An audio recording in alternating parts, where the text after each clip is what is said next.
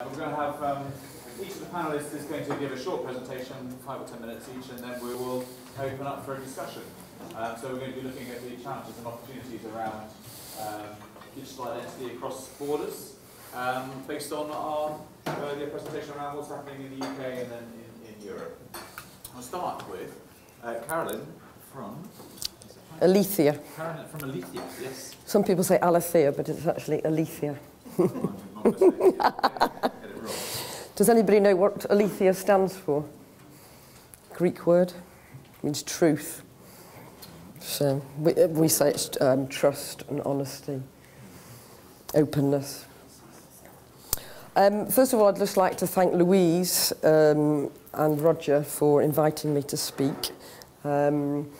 Louise is aware of what we do and was particularly keen on some extra dimension that we add maybe over a lot of the other things out there today. One, that everything's two-way, and that we, because of the audit trail that both parties had on any interaction, it really does address the liability issue. So that was why.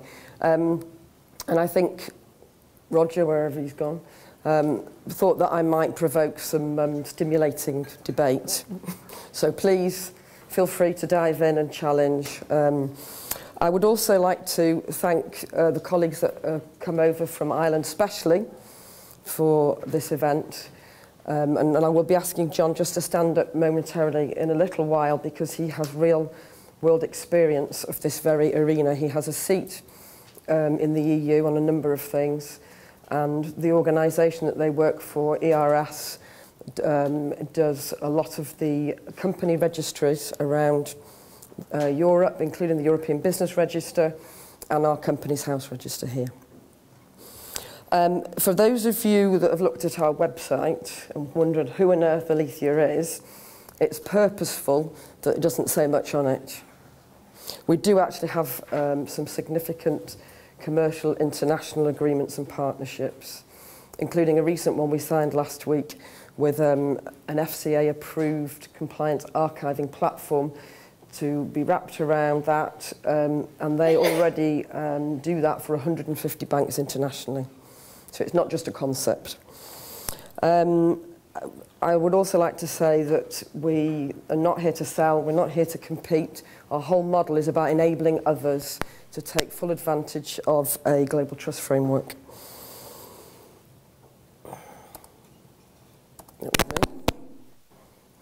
Okay, one of the things that I think we were asked to do was to quickly talk about some of the things that are going on internationally.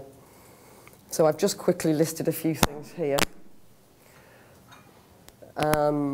So very quickly, you're all probably familiar with them, but just want to remind us that we live in an ever complicated landscape in this digital world, or this digital paradigm. And a lot of it being driven by technology vendors, but also the consumer themselves. So there's a lot of innovation around there. People want to do everything on the move. There's a lot of, hence the subject of today's presentation. Because we have some flat economies, we're looking for new and emerging markets, so making it even more important to be able to do secure cross-border business. Some of the things that are also happening, I went to a very interesting event recently on big data, and one of the speakers there was Edwina Dunn from the original dunnhumby, which did the Tesco loyalty card. And we seem to be driven by just collecting enormous amounts of data, but not actually doing anything significant with it. And because the internet is not monetized maybe in the way it should be, it's now a currency, and stealing of data and using that as a valuable resource is adding to lots of pressures.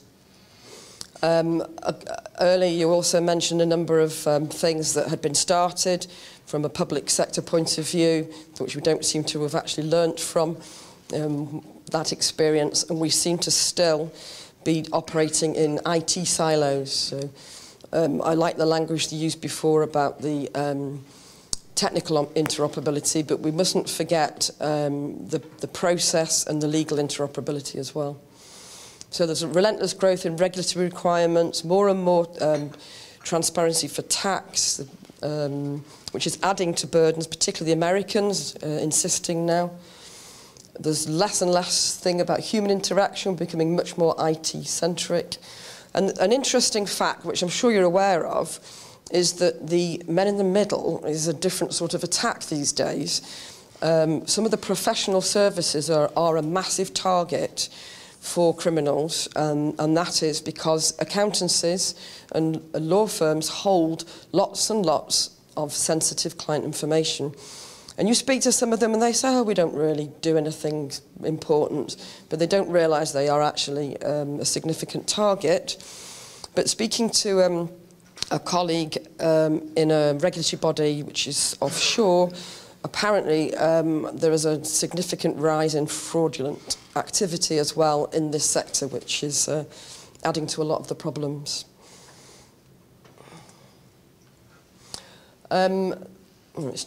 Organisational issues. You might say, well, what's this got to do with what we're talking about? Well, the consumer is driving an awful lot of the things that are going on out there. And as organisations, whether it's public or private sector, we're really struggling on occasions to keep up. And so they're really driving a lot of it. And brand reputation and damage to that reputation is increasingly becoming important. Somebody that we've been dealing with, which is a utility provider, you know, they've got to deal with things like the computer sends out a bill for £5 million to a domestic user for consumption of power. And before you know it, then they're chasing it up, and before you know it, it's going to be in the courts. So, and the consumer don't think twice about using the social media channels that we've got out there to actually voice their opinion, rightly or wrongly. And if you want to get a customer complaint to the top of the agenda, it seems to be put it on Twitter and you'll get a response. So one of the things that we as an organisation constantly say is we're going to have to do things differently. We can't keep doing the same old things. We're really going to need to look at transforming a lot of the things that are out there. Okay, I'm going to whiz through this, and I'm going to ask John in a minute if he'll come up and stand and give me some anecdotes of some things that are actually going on. But what we say is it's not about the technology, but it's about law and commerce. Law and commerce has been around for centuries, and it's worked really well. And if you strip all the computers away, we actually do some pretty good secure cross-border trade. It's when we try and digitise everything that we add increasing layers of complexity. And this isn't aimed in a critical way at the EU, but a lot of the time we're trying to have one way of doing it, enforcing a set of rules on people, which is why once they've got consensus, they go back into their member states, and it's difficult to then get adoption actually in country. You touched on it earlier, which was great to hear, that you're no longer just talking about identity and authentication, we're talking about recognition. That's what we do in the physical world, don't we? We recognise somebody, and people like to be recognised the next time they come back. So trust is the thing. We can't give trust, but hopefully, collectively, we can enable trust, and trust in business in particular. And listen to what the lawyers want and what the businesses want. They want accountability, they want liability. And, you know, if it needs to stand up in a court of law, you're going to need to have some digital evidence to prove what you've done. And one of the things that's unique about us is that we don't do electronic signature. We basically do the equivalent of a manuscript signature, which means it does stand up in a court of law. John, would you mind terribly just popping up, please? I think most people heard John speak earlier, so he does speak with knowledge of the EU. Yeah. I'm not going to take much time from the panel. I didn't even know I was going to be doing this, but... okay, sorry. Do I have to go on camera? Just to introduce myself, John Murray from a private company, Enterprise Registry Solutions in Dublin, where I'm a member of the management board of eSens, one of the large-scale pilots. We're the Irish National Consortium partner for eCodex, etc., and we build national registers. We do have worked with Companies House, built a couple of European interfaces for them, but we don't currently do so. I think the situation in terms of trust, and Carolyn has referenced it, I think trust is something that's inferred, and we don't need technology to do so. And a lot of these regulations, etc., when they get transcribed onto national legislation, they kind of miss that point. I'm a technologist. This is not solved by technology. It's by inferring trust by means of actually creating services around the actual trust harmonisation. And I think one of the things that the Cabinet Office and other government departments actually struggle with is getting the critical mass of services that a citizen going through a rigorous auto-enrolment process is going to get the level of service from doing that. So the services have to be there if somebody's going to go through the bother of actually signing on and making themselves available. We work with the commercial courts in Germany, and a judge tells a story of somebody from Japan came to Cologne and offered, his name was Mitsubishi, offered to actually invest a load of money to upgrade the actual airport in Cologne. What happened was nobody checked his credentials. Yes, his name was Mitsubishi, he came from Japan, and supposedly the local government were going to give him 200 million as a part funding of this. Hey presto, Mr. Mitsubishi disappeared, and the local government were left with egg on their face.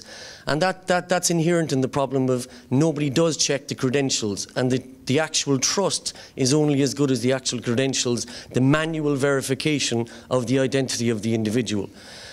In terms of cross-border services, in terms of Europe, there aren't a lot of cross-border services that currently take place. A lot of them in the business register world, we built and maintain a network called the European Business Register.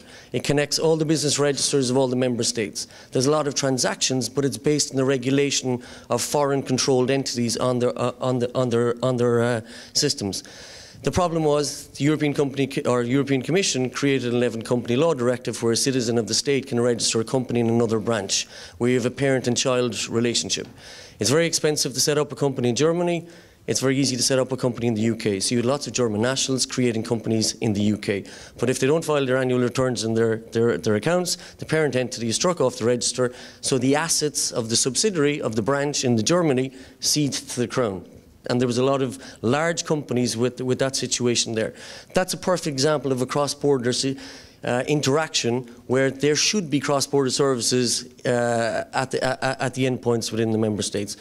I'm cognizant I'm taking time from the various experts here, but I think 30% when they did a review of the German organisations, is that right? That actually, when they looked at if it was the parent was a foreign-owned company, they no longer existed. 30%. 30% of the branches. 30% of the branches. Also in terms of cross-border services, you'll find that the cross-border services are geographically dependent. You know, it'll be the interactions between Germany, Austria, Ireland, the UK, France, Belgium, the Netherlands, and that will mean that you'll have to probably not sharing identity across the whole of the European Union and all the member states, but in local situations. Thank you very much. Thanks. So just thank you very much for that, and I'm sure John will be around for anybody that wants to ask some more questions later. So my title was about rebalancing things, making things two-way, and a global trust framework. We say it should be a global mechanism for any two parties to prove to their mutual satisfaction. So it's not us, it's not other people. As in the world, the physical world, both parties take responsibility. And you know yourself, by meeting somebody, you make a judgment, and then if you want to do a significant commercial deal, you probably ask for some extra information and want to check them out. We say you should use your physical identity, not the digital identity that's been given to you by somebody else, and if it's given to you, it can be stolen, impersonated, cloned. And that, as I said before, legal and business process interoperability rather than worrying about technical interoperability. And looking after, the privacy of the individuals, but secondly, the confidential nature of commercial organisations, and particularly their IPR. I'm sure you're well aware of what's going on in terms of people just deciding, why invent something, let's just go and steal somebody else's. So what we're saying is that if you were to adopt a global trust framework, then actually you can put the liability back where it belongs with the relevant contracting parties. So just to finish there, I think you can probably read that for yourself. But, you know, it's less risky if you're not completely relying on third-party identity issuers, better legal protection for your IPR, privacy, accountability and liability. Thank you. Thank you. Okay, well, I'll be brief. I think my name's Raymond. I'm from Signwise. We're an Estonian company. We do e-signature, authentication, cross-border, within country, within closed user groups such as banks. I'll do a very brief overview of Signwise, a little bit about Estonia as a case study because it's a good way of showing what evolution is possible, and tell you a bit about what we found out about the problems of cross-border. So there's loads of slides here. I'm going to go through them pretty quick. So Signwise has been going for about 2 years. We cover around, at the moment, we cover around 7 countries in Europe. We're moving across Asia into India. We've got probably 10 more countries coming online in Q1 next year.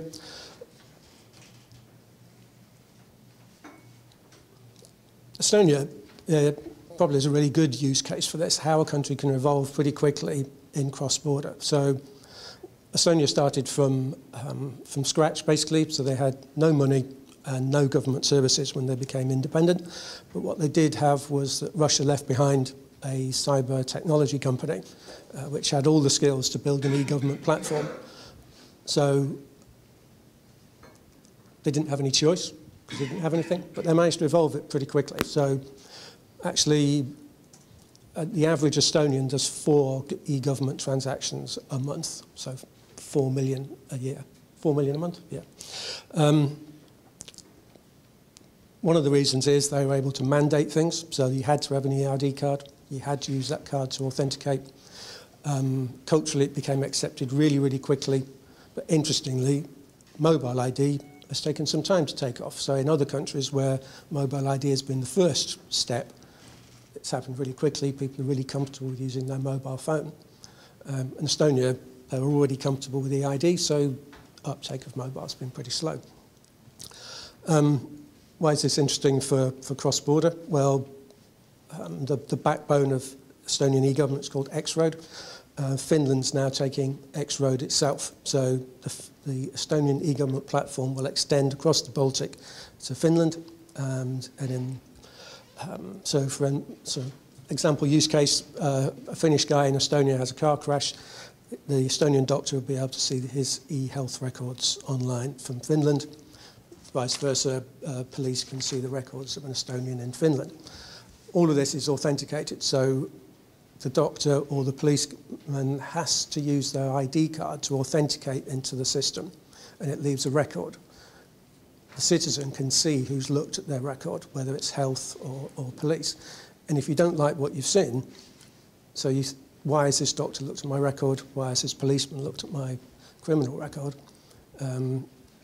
Basically, you just alert that, and there's an investigation, and there's plenty of occurrences at the beginning where the doctor was struck off or the policeman was fined or fired. So there's a clear audit trail that the citizen can see.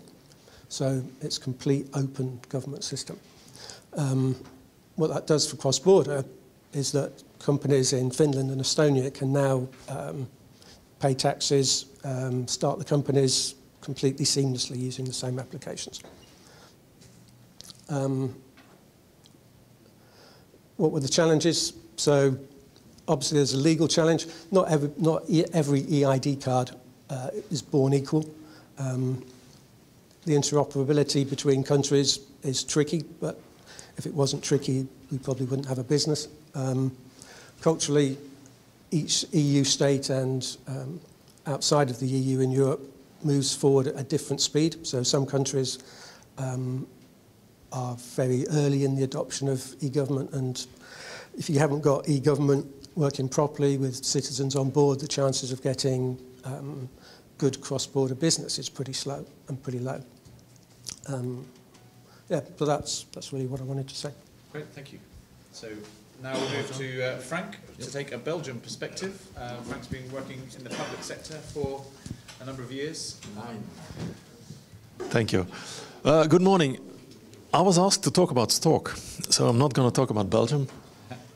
If you want, I can still give you my Belgian flavor on what I saw this morning.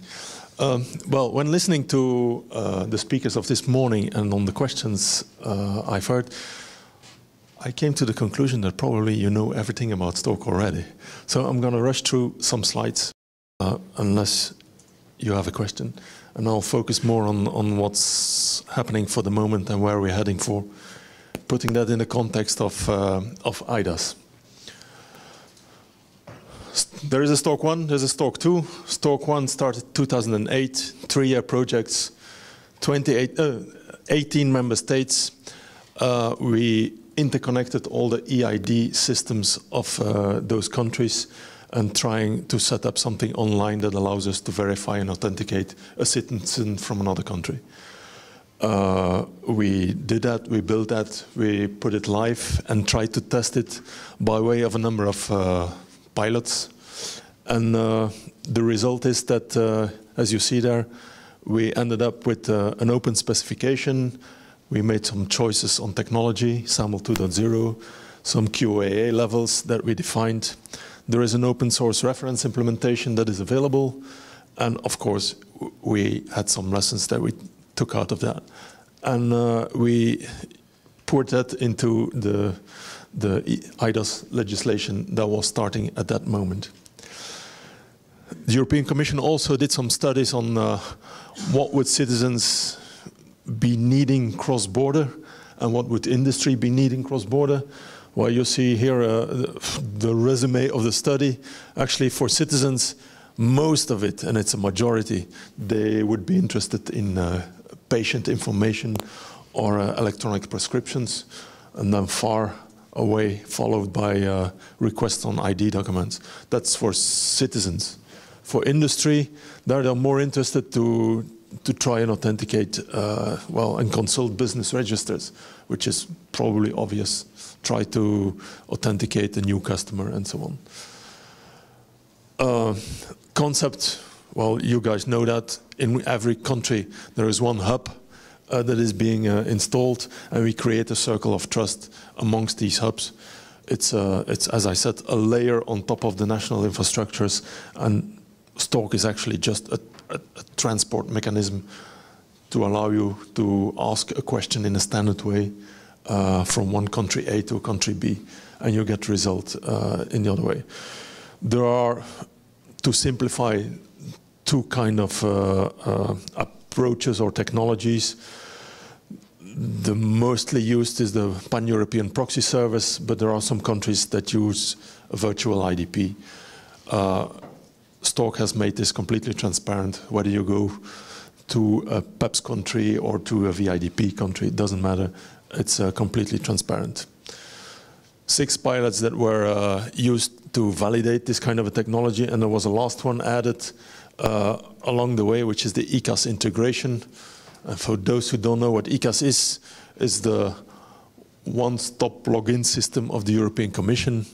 They, if you register there, you can have access to up to 700 applications with this one-stop login. And so they use Stork now also to allow you to log in, where they used to, well, give you a user ID and a password. Now I think 9 countries are already operational and more to come. So why did we need a Stork 2? Well, where Stork 1 was authenticating citizens, in Stork 2 we, of course, we started from Stork 1 and poured it into Stork 2. We authenticate citizens, but we also add to him or her some attributes, mandates, and delegations, so that by doing so we can put that person into a professional context or in a social context and so on.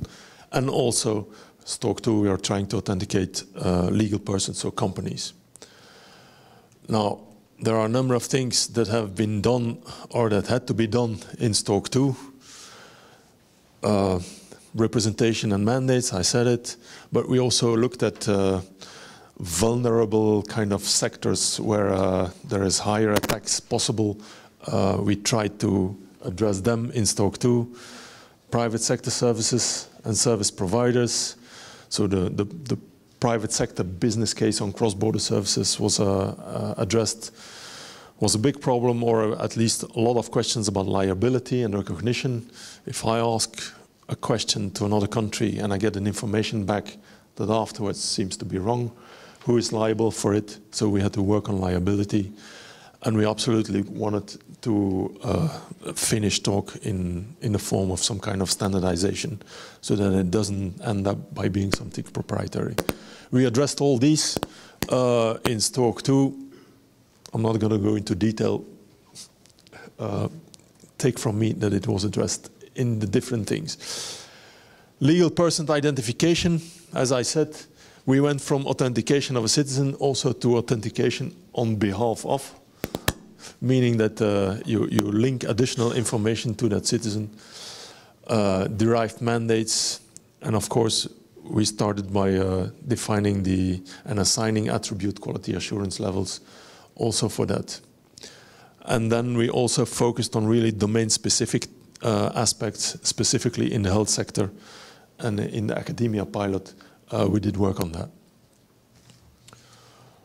Now, also in STORC 2, we selected a number of pilots to validate everything we were building. There's 4 pilots there, one in the academia sector, one in public sectors for businesses, one in e-banking and one in e-health. We each tried to focus on one of these elements that I just presented earlier. The result is, it's still going on. We are in the last year of STORC 2, so in 2015 STORC 2 will finish.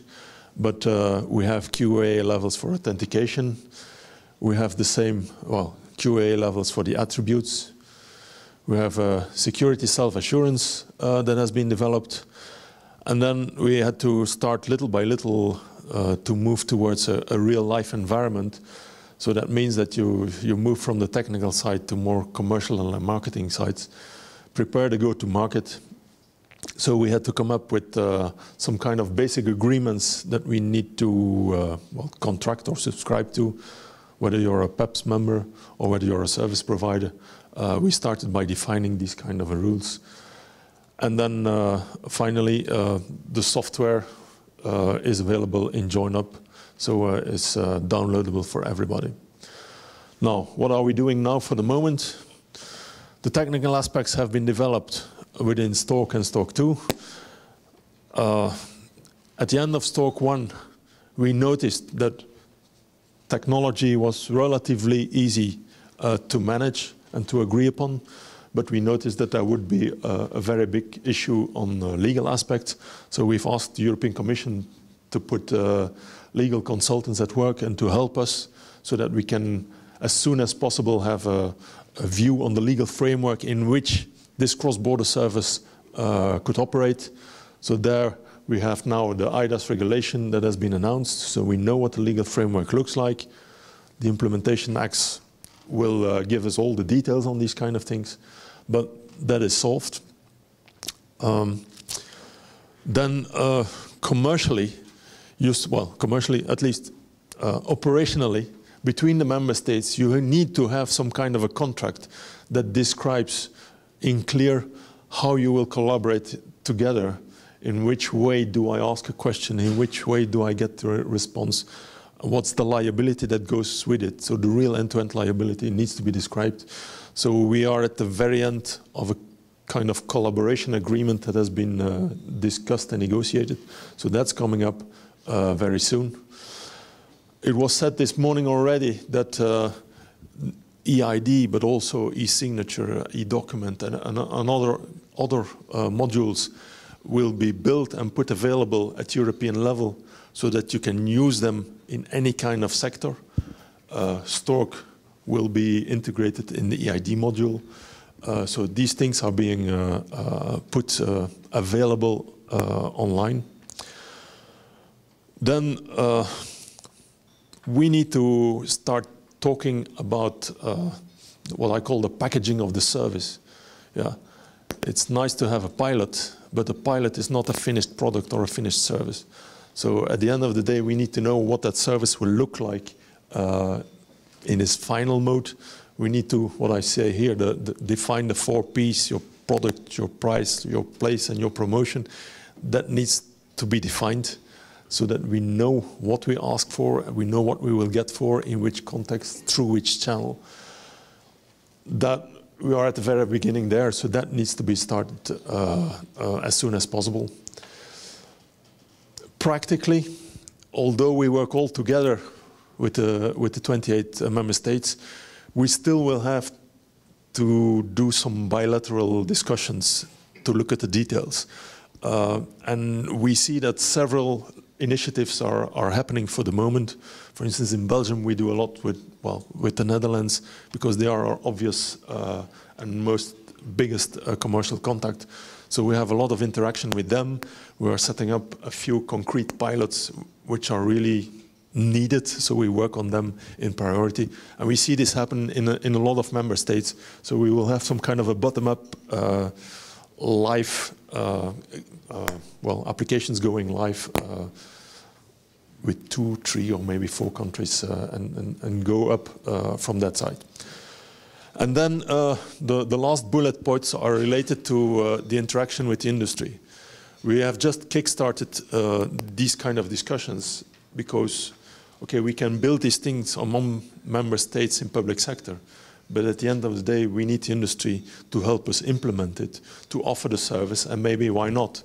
In 3 years from now, when the European Commission the European Commission has committed to run these services for 3 years, but after 3 years, either the industry must take over, or we should create an agency that takes over, or the member states take over. There's probably a big chance that the industry will take over. We need to start doing that discussion now so that we understand what the business model is of the industry, so that we can pick in on them, so that also they see a benefit from it, and that we have a smooth transition from what we're doing now towards a full-fledged implemented service run by the industry. So there has been one big event a few weeks ago on the 19th in Brussels, where we invited the key European industry players, where we know that it's in their core business to do cross-border activities. We have asked them to feed us with input on how they function and where they see the need for EID authentication. So we have taken that in. There will be more of these kind of meetings in 2015 and further on. So we are very active in trying to get the industry on board and to understand better how they function. So yes, sir. So Frank, there won't be a Stork 3.0. Well, the Stork 3 is supposed to be the one where the industry is running the show. And how do you think? So you gave the example there of Belgium and the Netherlands. Yeah. Is that how you think it will evolve? How it will go to market, by 2 countries using materials that have come out of Stork, adopting them for specific transactions? Yeah, I think what has happened for the moment, which is a top-down approach, was very good and was needed. Now we have done a technological choice. We have tested it. It is running. Now it's up to the market to say, okay, where does that kind of a thing fit in my sector? Where can I use it? And actually what we've been doing and what the Commission is doing with these modules that we'll put available to a European society, let's say, is exactly that. It's saying, here's a module that allows you in a strong way, in a very secure way, to do some cross-border interaction, be it for EID or be it for an electronic signature or for an electronic document. So please start using it now in your domains. And which are the big demand areas, do you think, in terms of business function? Well, typically the people who were in the room on the 19th were car rentals, hotels, what did we got? Mobile platforms, airline companies. E-commerce platforms, a whole range. And do you see, in your work, sort of demand from those sectors on the cross-border between the Netherlands and the Belgium? Yes and no. First of all, they need to be aware that it exists, which is not the case. And I think we all have to do a very big effort in the coming months, is to promote it, to explain it, and to tell them how they can connect with these kind of things. And then it will trigger by themselves. We in Belgium, with the Netherlands, we have just chosen 2 little cases. One which is what we call the frontier farmers, a Belgian farmer who has some land in the Netherlands, and he tends to forget to declare the business he did there, so we're going to help him there. Another application which is called, in Belgium, is called Limosa, which is any foreign employee who does a job in Belgium, be it for 1 week or for 3 years, need to register into that application. And by doing so, we interconnect the back office with his country of origin, so that his social security and his pension can continue like if he was working in his own country. So it's just a selection of 2 examples which are concrete, that allow us to test cross-border.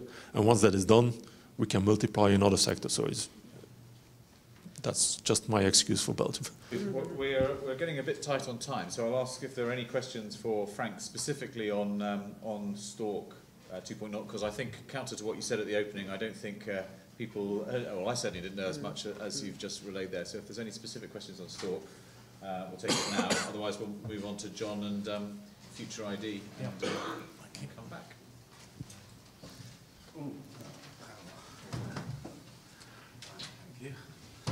So I thought I was going to have a really good segue from Frank just then, but he sort of wandered off a bit afterwards.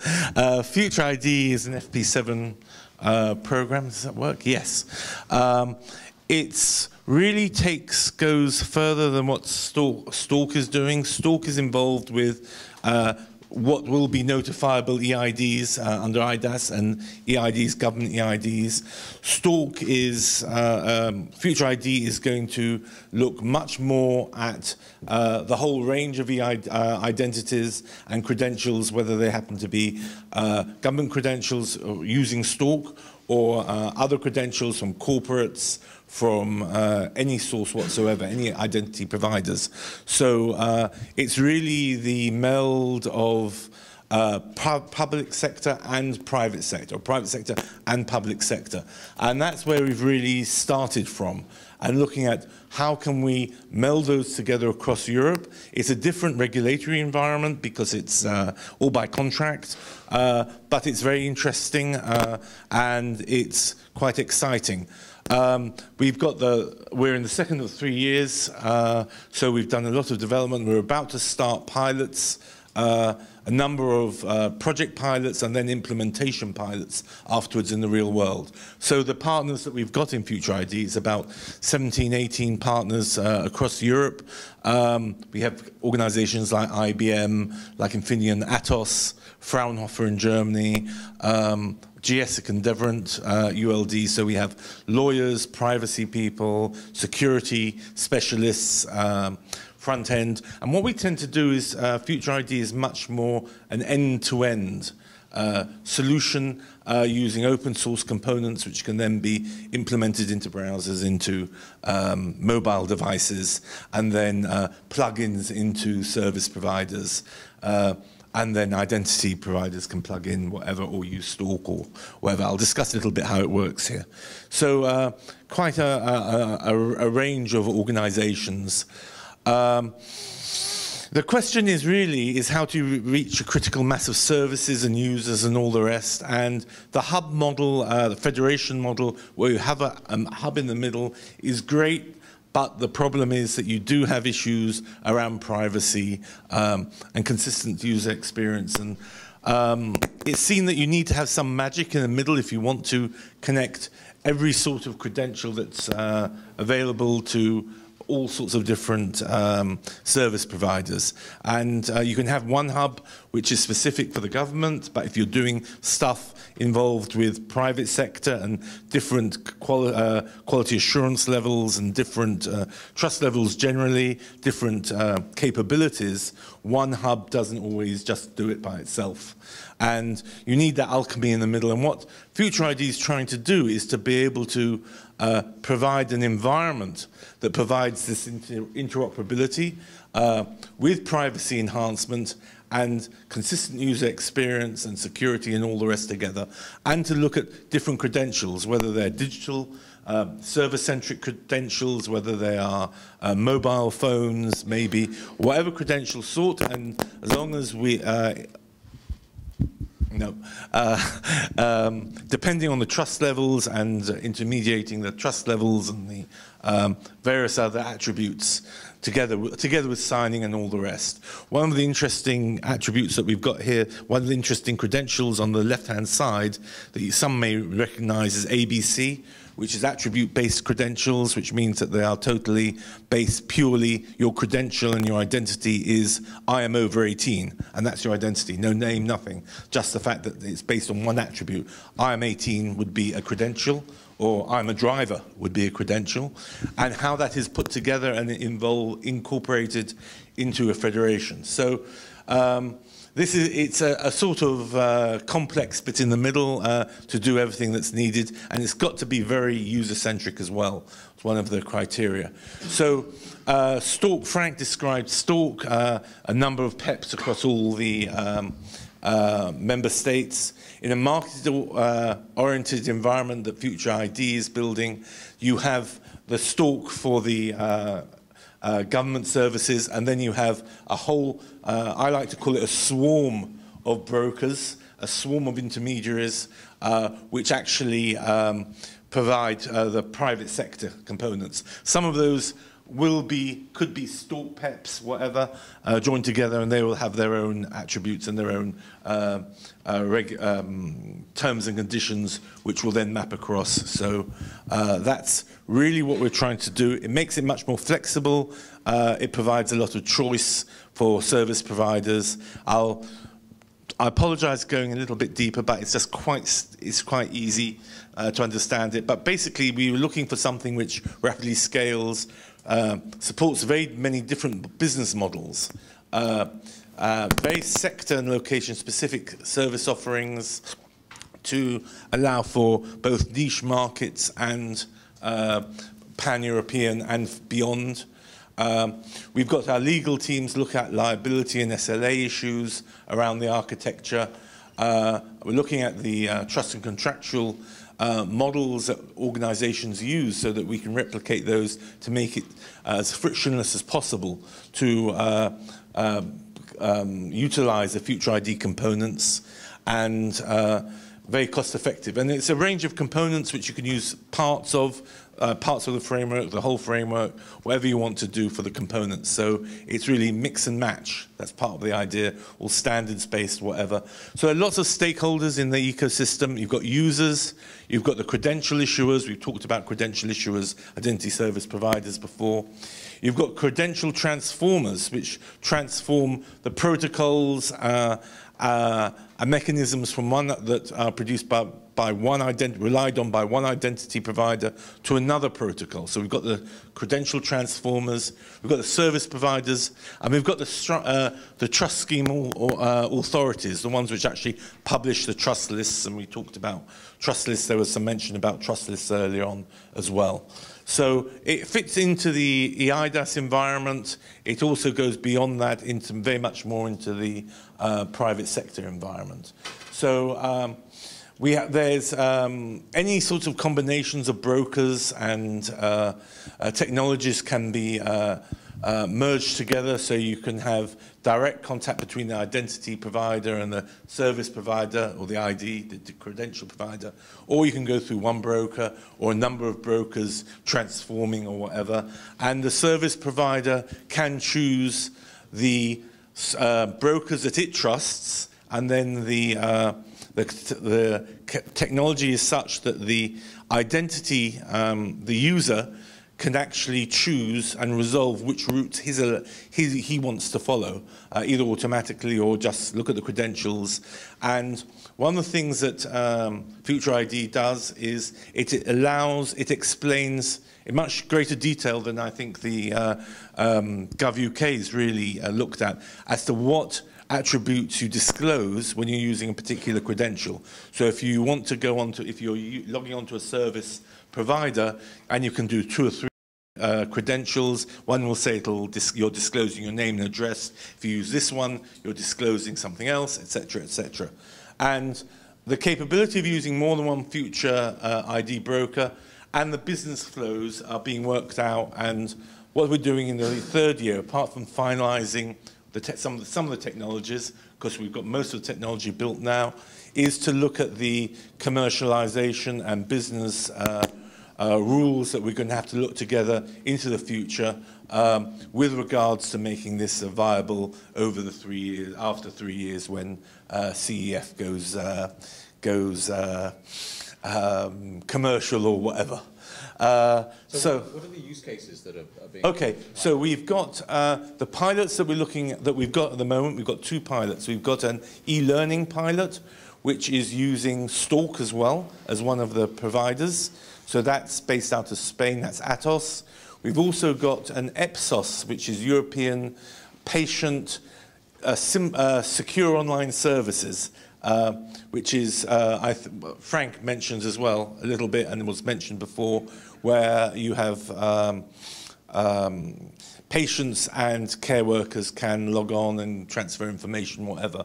That again is actually in conjunction with eSense, and it's an eSense pilot where we are providing the Future ID component. eSense is another large-scale pilot, which I think Roger mentioned previously. So some of the interest, so this is really how it really works. The service provider can determine which brokers it trusts and it wants to have contract relationships with, and we're looking at the key elements of each contract between service providers and brokers, between brokers and brokers and brokers and IDPs. So we've got teams in actually KU Leuven and I think ULD, not only from a privacy point of view, but also from legal aspects, lawyers, I think some Estonian lawyers as well from SK, I think, doing that.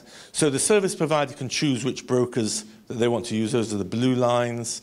The service provider, there are routes between the user and the service provider. And this is technical interoperability, not data flows, remember. So you can have a direct route without any brokers in between. You can go through one broker or 2 brokers or 3 brokers or 4 brokers, depending on the capabilities or the features of the relationship that you choose to have by default, or you can choose as you go along. So very many different routes, depending on which credential you have, which intermediaries that you may choose to use, or their value or the features that they provide. And then that will be governed by semantics and which can communicate with which else. One interesting feature here is something which is a do not track pattern that we have. So by using 2 brokers, instead of having full disclosure between your credential and the service provider, you can actually provide a do not track capability. In other words, the service provider does not know your full identity, and your identity provider does not know the full details going out of your service provider. A lot of it very similar to what UK government's doing here, but this makes it possible to go through, be connected through with multiple brokers doing that, and then you pair them up. So there's a lot more detail. I'm just sort of flushing it over because of the time. We are looking past the European Union in a broader realm, because business and private sector works outside, not only within Europe, they work outside to other countries. So we're inviting associate memberships for organizations that want to assist with the project and provide credential profiles and things like that to join together. So at the moment, we've had the 2 of the latest associate members that we've joined is TÜBİTAK in Turkey, that also works actually on the eSense and on Stork as well, yeah? Stork 2. And they are, TÜBİTAK are a government agency for EID in Turkey, and Consign Trust in Israel, which is the largest certificate authority in Israel. We do signing and all the rest as well. We work with eSense, with EPSOS, and we have Stalk, formal relationships with eSense and with Stalk, and we're using the Spanish PEP for our pilots as well. Do I have a negative amount of time? Okay. Okay. So I'm going to be quick and controversial. I'm sure David was mortified when he found out I was going to be here. I'm not actually from the UK. I've worked on a number of government EID programs around the world. I'm going to start off with a couple of observations. The internet progresses at a massively rapid speed, especially when compared to the government, any government, pretty much. We have a vast number of electronic identity credentials which are used on a daily basis around the world. They're not credentials that governments use, but the reality is that people generally don't like interacting with governments. That's probably a surprise to most people, at least here. How many of you woke up this morning and thought, boy, I can use my EID credential to file my taxes? Okay, not a lot. What we do know is that electronic credentials tend to work best when people use them on a regular basis. Same with passwords. You know, if you only use a password once a year, you probably go through a reset process every year. When I worked in Canada with the EID program, that was the process that, you know, everybody basically used their electronic credential once a year and went through a reset process to get a new credential every year. It was horribly inefficient. So the electronic credentials that are mostly used now are provided by people like Google, Facebook, Twitter, LinkedIn. Even those companies don't necessarily think that's actually a good and viable, scalable solution. They would prefer not to be the global identity providers for everyone because they don't really have the ability to do identity proofing or providing value-added attributes, et cetera. In some cases, they may be able to do a bit of that, but actually getting into more secure credentials, they can increase the security level, but actually doing verified attribute proofing probably isn't their business in most cases. LinkedIn, you know, generally focuses around business attributes and such, social verification. So they're sort of a different nature.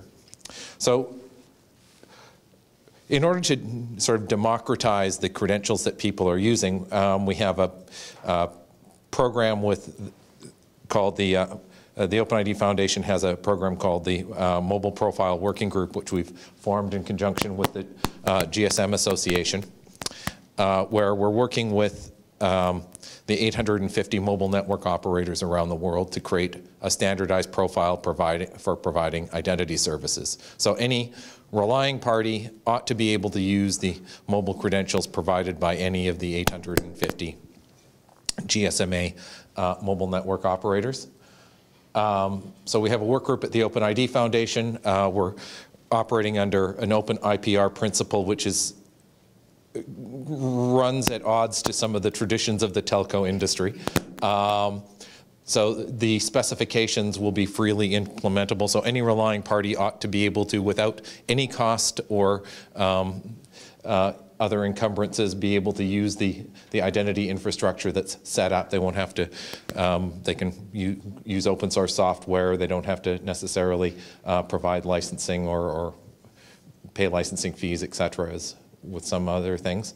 So we have a large number of participants from around the world. It's all based on the OpenID Connect standard, which if anyone uses Google Plus login, et cetera, there's a large number of identity providers that are already using OpenID Connect.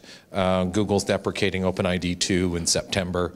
A large number of people are basically shutting down their antiquated OpenID 2 infrastructure, which I developed not all that long ago in the great scheme of things, but that's how fast things move on. So our goal is that it must be easy for the relying parties to implement, because we are talking about millions of relying parties around the world.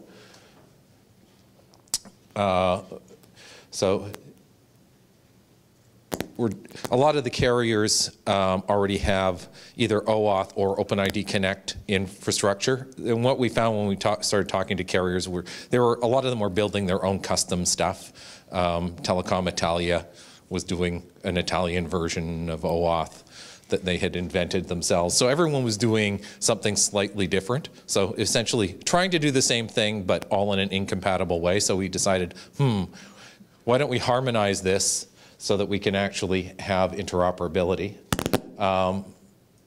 We have some reference architectures. The idea is, and when I say Mobile Connect, this isn't about people logging in from their mobile device. This is about using any device that they choose and perhaps using their mobile device as part of the authentication for multi-factor authentication. So we have, each of the carriers is going to have some customization. Some may be using SIM applets that in practice works less well than people would imagine. FIDO authentication, we may have heard of the FIDO Alliance using biometrics, et cetera, for mobile devices, other multi-factor authentication, oath, et cetera, as the authentication mechanisms. We're planning on rolling this out in stages. The first stage will be basic authentication, not asserting any identity attributes. The second step will be a set of identity attributes that the carriers typically have proofed as part of issuing the cell phones. And to some extent, what attributes those are vary by country and legislation. We're planning on enhancing that profile, and eventually we may actually get to, at least in some jurisdictions, being able to do qualified digital signatures and such through the various proxy mechanisms, derived credentials, et cetera. We have, again, a large number of participants, and I'm off next week to talk to the carriers in Germany. All the German carriers have met amongst themselves and are planning on doing a pilot across Germany where they will all be doing a harmonized platform. So they want to sort of hit the ground across, launch it across all of the providers. T-Mobile already has most of the infrastructure built. They've been doing this for running something very similar for the last year. We have a couple of carriers over in Asia that are currently starting pilots on Mobile Connect. So our goal is that people will be able to choose for identity providers, organizations that they already have relationships with. And some of the infrastructure that's developed here may also be applicable to banks and other sectors that want to leverage the identity infrastructure and the proofed identities that they have into a similar sort of global framework. So being able to sort of from the ground up, let somebody have a relationship with someone that they trust, or once you've actually let the horse out of the barn and disclosed all your personal information to your carrier or whomever, you know, you've sort of bought into that. So trusting them to actually protect the rest of your information isn't actually very much more of a stretch. Getting people to sign up with someone entirely new is a bigger conceptual stretch. So I don't know, if you already had an account with a bank like Scandinavia or with a mobile operator, being able to choose one of those where your identity's already proofed, they have an ongoing relationship with you, may be an easier step for getting into some government services in some places than having to go and create a new proofed identity. You're starting in the wrong place then with these government initiatives in terms of getting people to register. You think we should work from the bottom up? I have mentioned that to you before, but yes, it's essentially, I think that perhaps to meet the demands that are put on governments, there is yes, we have to go create these new programs where people create new credentials, and that may be necessary for the thin profile people, the people who don't qualify, who don't have relationships with some of these, for the unbanked, for the people who don't have mobile phones, etc. So there is a government responsibility likely to provide services for people that don't have those existing relationships. But for the vast majority of people who have existing relationships, leveraging those to get them into government services is probably an easier path than trying to build an entirely duplicate infrastructure, and there are competing financial goals. If you look at Mobile Connect, the goal is that there is no charge for the relying parties. Whereas when the government says, I want to be a relying party, everyone says, yeah, what's in it for me as an identity provider? How much are you going to pay me?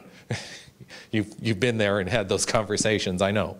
But I don't know that having dedicated credentials for government necessarily actually gets them used in the private sector. So, I mean, that is one of your goals, is that those credentials that are created at Experian are going to be used multiple places, which will then enable Experian to cover the costs so that you don't have to carry all of the freight. But I don't know that we've ever actually seen that work in practice. So I'm not saying that it's completely hopeless, I'm saying it's difficult. We're running a bit late, but we'll see how keen you are to get into this discussion with John by seeing if there's any questions to throw at John with that counter perspective in terms of how we actually create an EID ecosystem. Everybody's focused on lunch, John. Yeah. Sorry, I wasn't controversial enough. I'd just kind of be interested in your view on how long it's going to take to have 850 MNOs all pulling in the same direction, because obviously there's a lot of fragmentation in that one. You mentioned that, but the time frame really is. I expect that we'll have a significant number of the carriers in Europe in the next year, sort of up and operating. In some of it's surprising that a lot of the interest is, of course, coming from the smaller markets, Asia, Africa, et cetera, where they don't have a lot of other existing infrastructure. So probably the last ones, who are the typical bane of my existence, will be the American carriers, who will always want to do something slightly different. But I expect almost all the carriers in Japan have committed to it. Germany, France Telecom, Telefonica, Telecom Italia.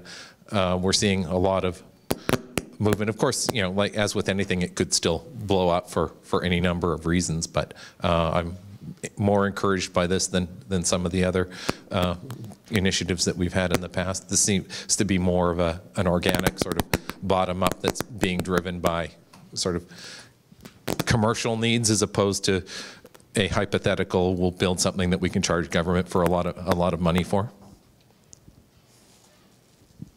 Could I clarify your exchange with David Rennie? Am I right in thinking that you're saying that the only role of government is to identify those people who nobody else is interested in identifying?